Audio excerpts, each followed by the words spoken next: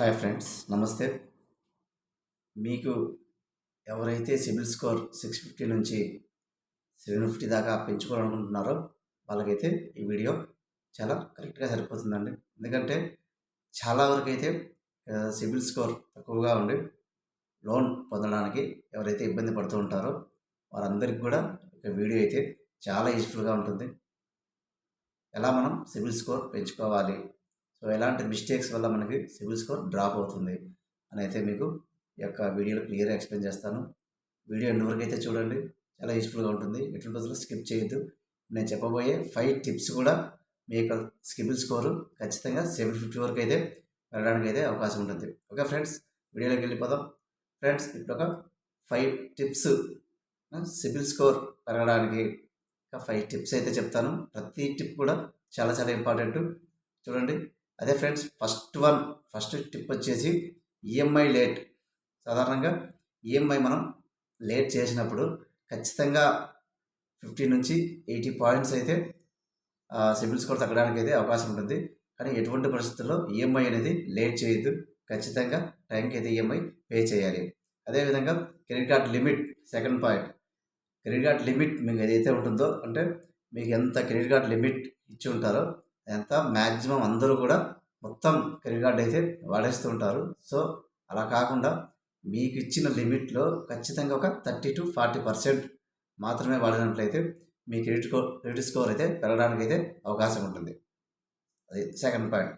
Third point వచ్చేసి friends, చాలా ఎక్కువ మంది చేసే మిస్టేక్స్ ఏంటంటే ఒక లోన్ తీసుకుంటారు.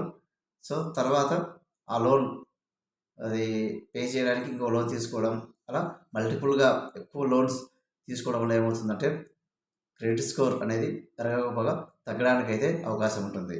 తర్వాత ఫోర్త్ పాయింట్, మీరు ఆల్రెడీ సాధారణంగా ఒక ఓల్డ్ క్రెడిట్ కార్డ్స్ వాడుతూ ఉంటారు ఫ్రెండ్స్. సో ఆ యొక్క రీపేమెంట్ అనేది కరెక్ట్గా ఉన్నప్పుడు మీకు ఆ హిస్టరీ అనేది మీకు క్రెడిట్ కార్డ్ యొక్క క్రెడిట్ స్కోర్ అని పెరగడానికి అయితే అవకాశం ఉంటుంది. యొక్క ఓల్డ్ క్రెడిట్ కార్డ్స్ చాలామంది అయితే యొక్క క్రెడిట్ కార్డ్స్ని అయితే క్లోజ్ చేస్తూ ఉంటారు.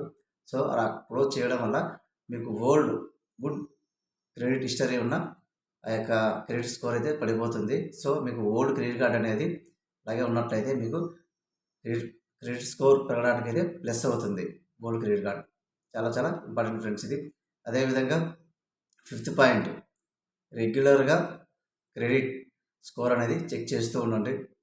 సో ఇలా క్రెడిట్ స్కోర్ చెక్ చేయడం వల్ల ఏమవుతుందంటే మనకి ఒక ఫాలోఅప్ అనేది ఉంటుంది ఆ క్రెడిట్ స్కోర్ మీద. ఎప్పుడు మనం ఏదైనా ఈఎంఐ లేట్ కానీ లేకపోతే ఏదైనా మిస్టేక్స్ వల్ల అది డౌన్ అయిందని మనం వెరిఫై చేసుకోవచ్చు. కాబట్టి రెగ్యులర్గా మీరు మీ క్రెడిట్ స్కోర్ అయితే చెక్ చేసుకుంటూ ఉండాలి.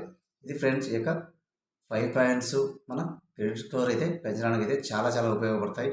సో ఈ వీడియో నచ్చితే మీకు లైక్ చేయండి, అలాగే మీకు తెలిసిన వాళ్ళకి షేర్ చేయండి.